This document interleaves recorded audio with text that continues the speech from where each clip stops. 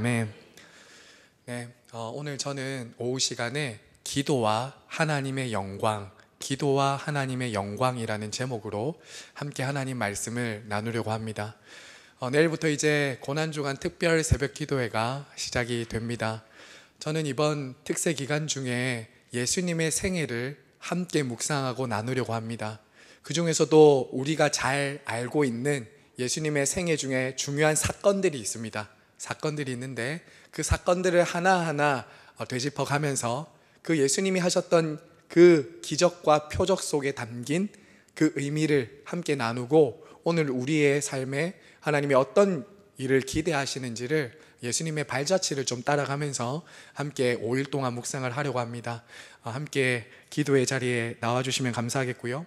그리고 특별히 이번 특세 기간 중에는 함께 좀 기도하는 시간을 많이 가지려고 합니다. 그래서 가족별로 앉으셔도 되고 조별로 앉으셔도 되고, 그래서 함께 3, 3, 5 같이 좀 손을 붙잡고 기도할 수 있는 시간, 저도 좀 내려가서 함께 기도하는 이런 시간들을 좀 가지려고 하니까요.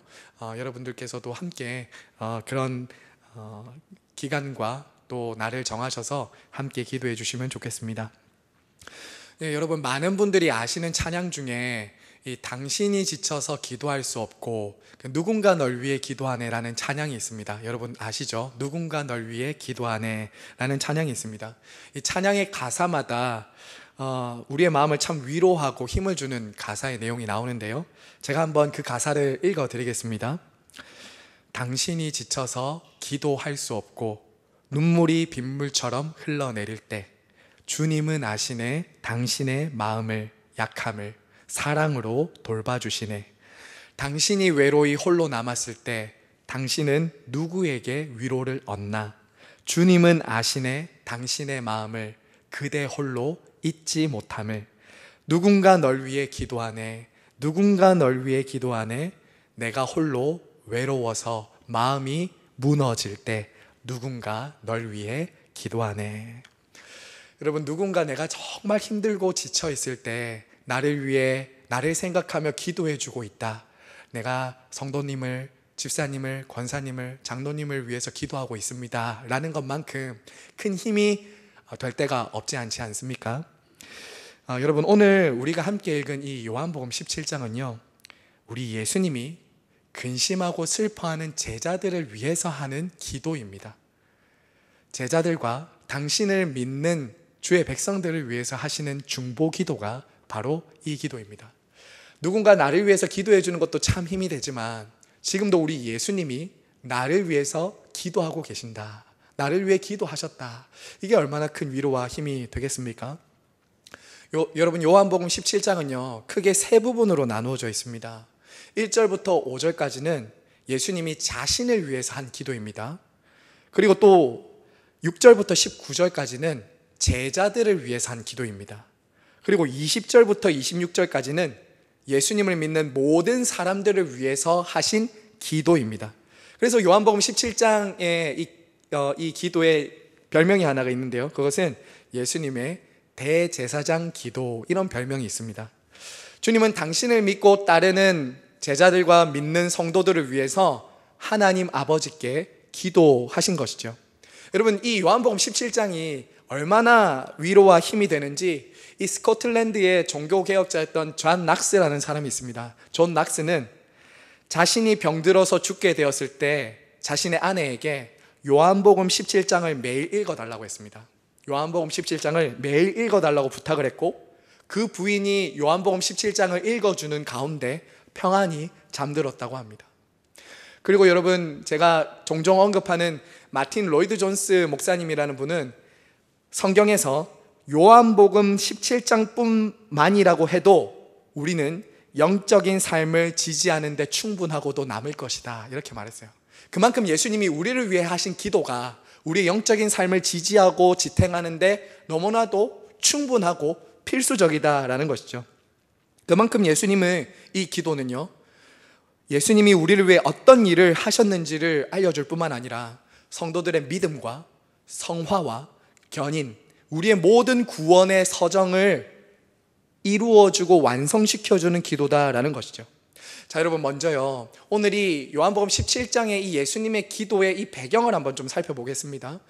여러분, 요한복음 13장부터 16장까지, 오늘 이 예수님의 대제사장 기도가 나오기 전까지는 우리가 한 번쯤은 들어봤을 다락방 강화가 나옵니다. 다락방 강화. 예수님이 제자들의 발을 씻어주시고 이제 그 다락방에서 계속 예수님이 고별 강화를 하시는 장면, 마지막 가르침을 하시는 장면이 나옵니다.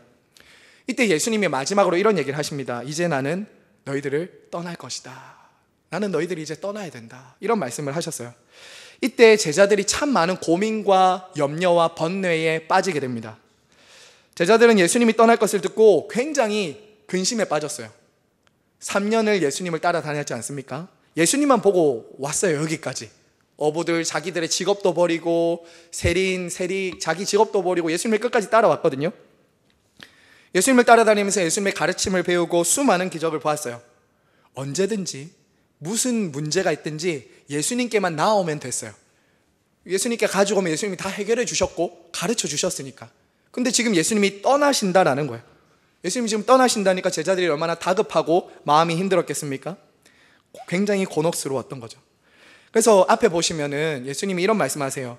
너희는 마음에 근심하지 말라. 그리고 13장부터 16장까지는 이제 예수님이 떠나신 다음에 남겨질 제자들에게 이러저러한 권면과 가르침을, 굉장히 주옥 같은 가르침들을 주십니다.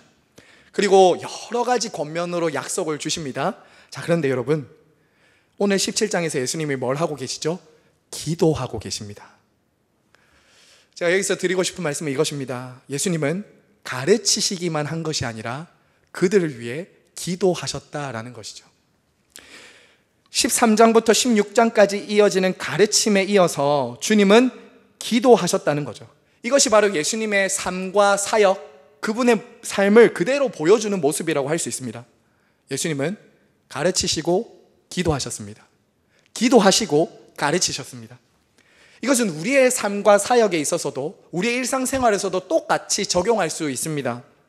부모님들은 자녀를 가르쳐야 되지만 그들을 위해 기도해야 합니다. 예수님이 가르치시고 기도하셨던 것처럼 우리는 자녀들을 위해서 무엇보다 기도해야 하는 것이죠. 교회를 섬기는 목사나 직분자들도 마찬가지입니다. 앞에서 사람들을 말씀으로 가르치고 돕지만 무엇보다 기도해야 하는 것이죠. 하나님이 맡겨주신 그 영혼들을 위해 기도해야 된다는 것입니다. 왜 그렇습니까? 사람은요, 좋은 말로, 좋은 가르침을 받는 것만으로 변화되지 않는 것이죠. 그리고 우리의 경험으로 봐서도 너무나도 잘 알지 않습니까? 사람은 좋은 말을 많이 한다고 해서, 좋은 말을 많이 듣는다고 해서 그것만으로 변하는 것이 아닙니다. 기도를 통해서 하나님의 은혜와 도우심이 임해야 사람은 비로소 변화되게 되는 것이죠. 그래서 우리 주님도 어떻게 하셨다고요? 가르치시고 기도하십니다. 가르치시고 기도하신다는 거예요. 제자들을 위해서, 우리를 위해서 이 성경을 통해서 우리를 가르치시지만 동시에 우리를 위해 기도하심으로 우리의 구원이, 우리의 삶의 변화가 일어나도록 하셨다라는 것이죠. 성도 여러분, 17장의 이 주님의 기도는 그래서 우리에게 큰 힘과 위로가 될 뿐만 아니라 우리가 어떻게 기도해야 될지도 우리에게 가르쳐주고 있는 말씀입니다. 자, 그러면요, 우리 예수님이 어떻게 기도하심으로 우리에게 본을 보여주십니까? 우리 1절 말씀 한번 같이 보시죠. 1절 다 같이 한번 읽겠습니다. 시작. 이 말씀을 하시고 눈을 들어 하늘을 우러러 이르시되 아버지여 때가 이르렀사오니 아들을 영화롭게 하사 아들로 아버지를 영화롭게 하옵소서. 예수님이 지금 무엇을 구하고 있습니까? 아버지를 영화롭게 하기를 기도하고 있습니다. 자신을 영화롭게 하심으로 아버지께서 영화로워지시도록 지금 기도하고 있는 것이죠. 예수님은 제자들을 떠나시고 십자가를 앞두신 이 마지막 순간에도 하나님 아버지의 영광을 구하고 있습니다. 여러분, 예수님의 삶과 사역과 기도의 중심에는 항상 무엇이 있었습니까? 바로 하나님 아버지의 영광이 있었습니다. 하나님 아버지의 영광이 있었어요. 이것은 우리가 잘 아는 예수님이 가르쳐 주셨던 주기도문 순서에도 나와 있습니다. 예수님이 첫 번째로 우리에게 무엇을 기도하라고 했습니까? 하늘에 계신 우리 아버지여 이름이 거룩히 여김을 받으시오며 하나님의 영광이에요. 하나님의 이름이 거룩히 여김을 받는다는 것은 높임 받으시고 그분의 이름이 영화로워지기를 기도하라는 거죠. 하지만 저와 여러분의 기도는 주로 어떻습니까? 주로 우리의 기도는 무엇에서부터 출발하죠? 이 하나님의 영광에서 출발하는 것이 아니라 나의 필요, 나의 소원에서 자주 출발하고 시작할 때가 많지 않습니까? 나의 문제와 소원과 나의 부족함을 가지고 거기에 딱 시선이 집중되어서 우리는 아버지를 영화롭게 하는 이 기도에서 시작하지 못할 때가 참 많다라는 거죠. 하지만 우리 주님 어떻게 하십니까? 십자가를 앞두고 그 마지막 순간에도 지금 무엇을 기도하고 계시죠? 바로 하나님 아버지를 영화롭게 하고 하나님의 이름이 높임받고 찬양받으시도록 기도하고 있고 우리를 위해서도 그렇게 가르쳐 주고 계신다라는 거죠. 사랑하는 성도 여러분, 그러므로 우리는 이 기도의 자리에서 바로 성급하게 나의 필요, 문제, 결핍을 묵상하는 것이 아니라 바로 우리는 하나님 아버지의 이름과 그분의 영광과 능력, 신실하심을 묵상하며 기도하며 시작해야 한다는 것입니다. 나의 인생의 문제와 그 모든 인생의 그 짐들이 하나님 아버지의 영광과 있다고 생각해 보십시오. 이미 우리 하나님 아버지가 그 모든 문제를 아시고 지금 내 삶에 일어나는 모든 결핍과 부족과 이 연약함들은 그 하나님 아버지의 영광과 있다고 생각해 보십시오. 그러면 어느덧 내 문제가 점점 작아진다는 것을 알게 될 것입니다. 왜냐하면 하나님의 영광과 그분의 능력이 나의 문제보다 크지 않다는 걸 알게 되기 때문이죠. 사랑하는 성도 여러분, 죄의 본질이 무엇일까요? 죄의 본질은 하나님을 영화롭게 하지 않고 자기 자신을 영화롭게 하는 것입니다.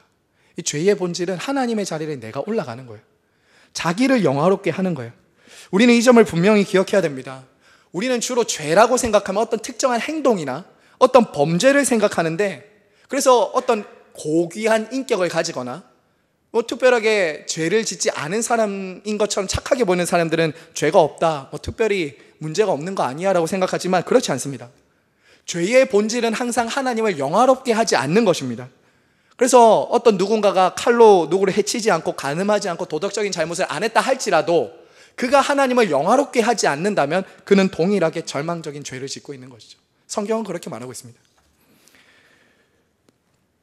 그러므로 한 사람이 죄에서 돌이켜서 회심했다, 내가 하나님의 자녀가 됐다, 거듭났다는 것은 무엇을 보면 알 수 있냐면요, 그 사람이 자기를 영화롭게 하는 삶에서 하나님을 영화롭게 하는 삶으로 돌아갔는가, 돌이켰는가, 이것이 회심의 본질 중에 하나입니다.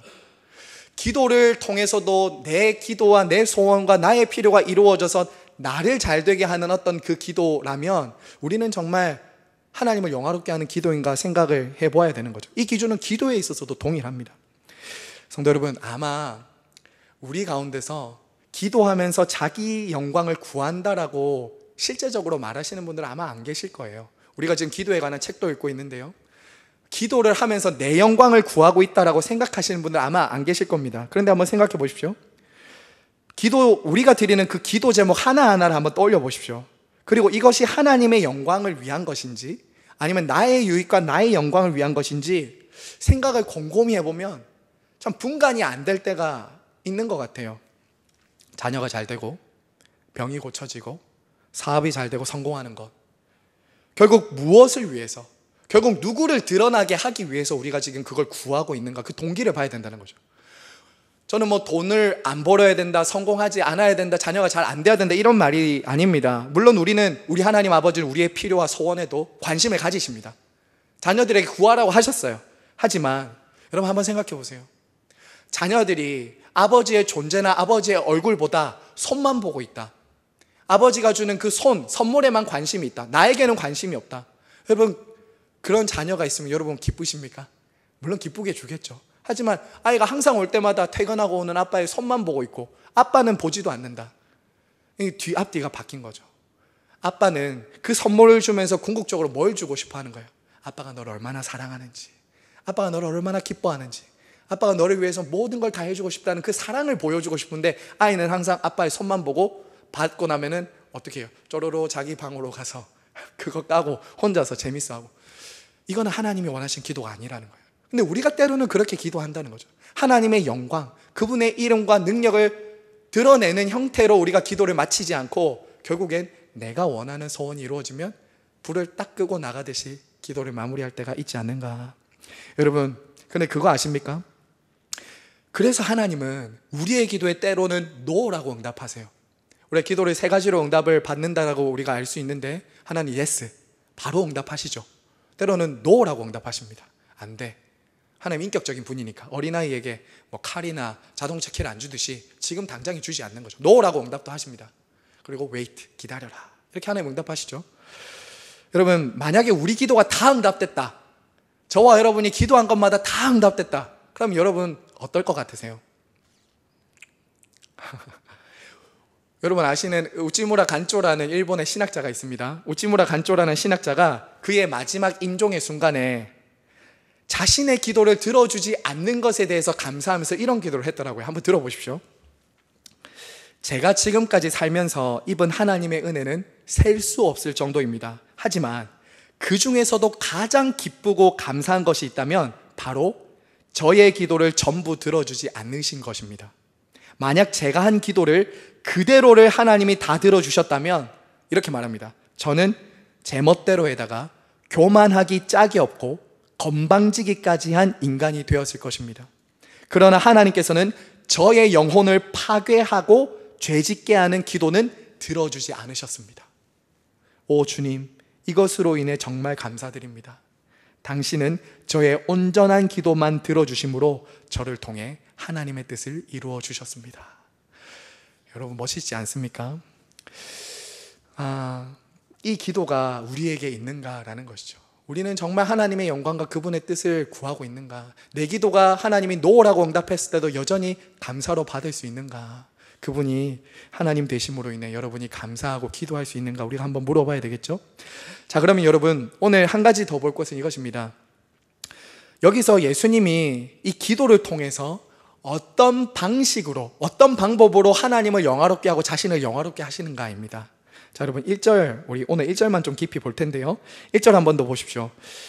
때가 이르렀사오니 아들을 영화롭게 하사 아들로 아버지를 영화롭게 하옵소서. 여기서 여러분 때가 이르렀다고 합니다. 때가 이르렀다. 이 때가 지금 언제입니까?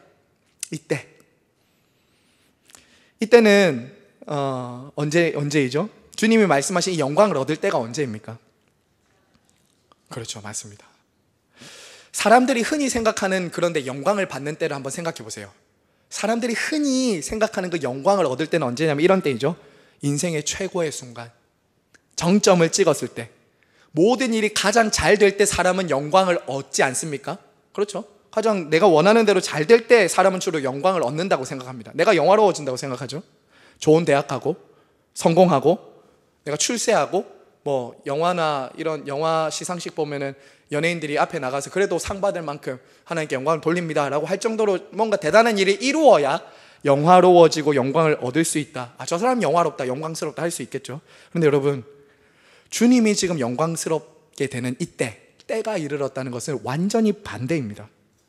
가장 가까운 문맥에서 한번 보십시오. 성경을 읽을 때 문맥을 따라서 잘 읽어야 되는데 16장 32절 보십시오. 바로 위에 있어요. 보라, 너희 이때가 언제냐면 보라, 너희가 다 각각 제 곳으로 흩어지고 나를 혼자 둘 때가 오나니 벌써 왔도다. 그렇죠. 제자들이 언제 주님을 떠나죠? 예수님이 잡히시는 그날 모두 다 예수님을 떠납니다. 예수님 앞서 가룟 유다가 당신을 팔기 위해 나갔을 때도 이렇게 말씀하세요. 요한복음 13장 31절 보세요. 요한복음 13장 31절 조금만 넘기면 유다가 예수님을 팔러 나가는데 지금 예수님이 이렇게 말씀하십니다. 자, 제가 읽어보겠습니다. 그가 나간 후에 예수께서 이르시되 지금 인자가 영광을 받았고 하나님도 인자로 말미암아 영광을 받으셨도다. 여러분 지금 가룟 유다가 예수님을 팔기 위해서 나갈 때 예수님은 영광을 얻으셨다고 말합니다. 그리고 방금 조금 전에 읽었던 때는 너희들이 나를 다 떠날 때가 온다라고 말했죠. 바로 그때가 이르렀습니다. 그때가 이르렀어요. 근데 하나님은 그것을 통해서 바로 영광을 얻으신다는 거죠. 자, 여러분 여기서 이제 우리가 정리를 해야 됩니다. 고난과 영광이 어떻게 이어질 수 있는가죠. 고난과 영광이 어떻게 이어지느냐는 겁니다. 배반당하고 팔리시고 십자가에 죽으십니다. 그것이 어떻게 영광이라고 할 수 있을까요? 고난당하시고 죽으시고 배반당하시고 십자가에 죽으시는데 그것이 어떻게 하나님을 영화롭게 하고 자기를 영화롭게 하는 것이라고 할까요? 왜 그렇습니까? 바로 그 고난은 하나님의 뜻을 이루기 위한 하나님 예수 그리스도의 순종이었기 때문이죠. 하나님의 뜻을 이루기 위한 고난이었기 때문입니다.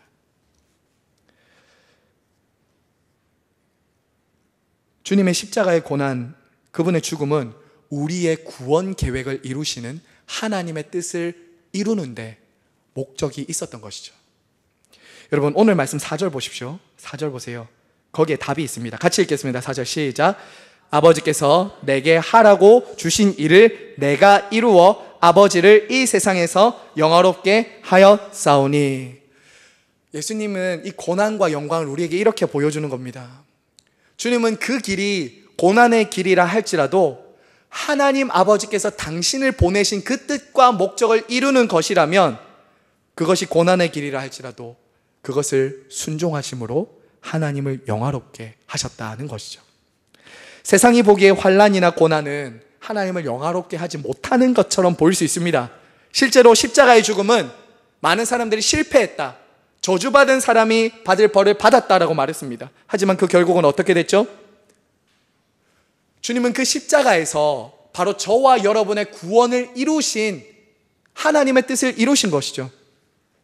하나님의 구원 계획을 성취하심으로 하나님 아버지를 영화롭게 하고 우리를 위한 구원을 이루신 것입니다. 그리고 우리 주님은 지금도 부활 승천하셔서 우리를 위해 중보하심으로 이 땅에 당신의 백성들을 모으시고 그들을 구원하시는 일을 지금도 이루고 계시죠.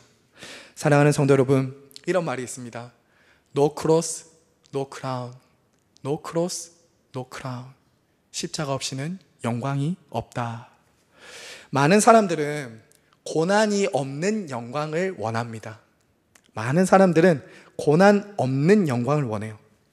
그런데 여러분 오늘 말씀, 우리 예수님이 가셨던 그 길, 예수님을 따르는 제자도는 무엇입니까? 성도는 고난이 없거나 환난을 피하는 사람들이 아닙니다. 이미 승리하신 그 주님, 우리를 위해 지금도 기도하고 계시고 그 환난을 통과하신 주님을 따라서 그 환난도 특권으로 누릴 수 있는 사람들인 것이죠. 그 환난 중에도 나를 통해 하나님의 뜻이 이루어짐으로 하나님을 영화롭게 해드리는 사람들이라는 겁니다. 예수님을 믿는 내가 시어머니로부터 핍박을 받기도 하고, 예수님을 믿기 때문에 그 말씀대로 살아보려고 하다가 직장에서 또 여러 인간관계에서 어려움을 겪기도 하고 핍박과 환난이 있어요. 하지만 그곳에는 아버지의 뜻을 순종하는 것을 통해 하나님의 이름이 영광스러워지는 그 영화로움도 함께 존재한다는 겁니다. No cross, no crown. 고난 안에 영광이 있는 것이죠. 고난과 환난 중에도 예수님은 하나님의 뜻을 이루심으로 하나님을 영화롭게 했습니다. 주의 백성들인 저와 여러분의 삶도 마찬가지입니다. 하나님의 뜻을 이루기 위해서 때로는 우리가 고난을 감내해야 될 수도 있습니다. 하지만 고난은 고난으로 끝이 아닙니다. 영광이 있습니다. 말할 수 없는 영화로움이 있습니다. 그러므로 여러분 그것을 바라보시기를 바랍니다. 자, 여러분 말씀을 맺으면서 오늘 우리는 이 주님의 기도를 통해서 우리의 인생의 목적, 기도의 목적이 무엇인지 한번 생각해 보아야 됩니다. 웨스트민스터 제가 4월부터 한다고 했는데요. 웨스트민스터 소교리 문답 제1문 1답은 이렇게 묻고 대답을 하고 있습니다. 아마 예전에 들어보셨을 것입니다. 인생의 제일 되는 목적은 무엇입니까? 여기에 대한 답은 이렇게 말합니다. 인생의 제일 되는 목적은 하나님을 영화롭게 하고 그분을 영원토록 즐거워하는 것입니다. 여러분, 저는 이것을 기도에도 똑같이 적용시켰습니다. 오늘 청년들이랑 같이 저희 결혼에 대한 강의하고 나눔할 때도 제가 말했는데요. 인생의 제일 되는 목적, 우리의 존재 목적과 삶의 목적이 무엇인가? 그리고 기도의 목적은 무엇인가? 바로 기도의 제일 되는 목적도 하나님을 영화롭게 하고 그분을 영원토록 즐거워하는 데 있다는 것입니다. 기도에 대한 이 패러다임의 전환이 우리의 삶에 드러나야 됩니다. 그게 아니면 기도도 절에서 하는 기도나 무당 앞에서 비는 거나 우리의 기도가 다를 게 하나도 없어요. 다 이기적인 욕망을 이루기 위한 도구로서 기도한다고요. 하지만 우리 성도들의 기도는 무엇입니까? 그분을 영화롭게 하는 것. 나의 기도를 통해서 하나님 아버지의 뜻이 이루어지면서 하나님이 영화롭게 되는 것.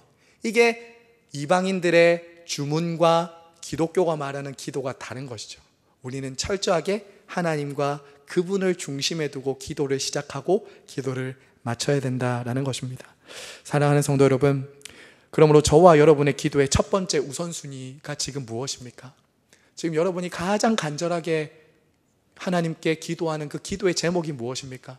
그것이 건강일 수도 있고 자녀들을 위한 기도일 수도 있고 여러분의 취업이나 직장이나 다양한 기도가 있을 수 있습니다. 하지만 그 궁극적인 목적이 무엇입니까? 그걸 가짐으로 인해서 여러분들이 원하는 게 무엇입니까? 이것을 통해서 내가 영화로워지는 것입니까?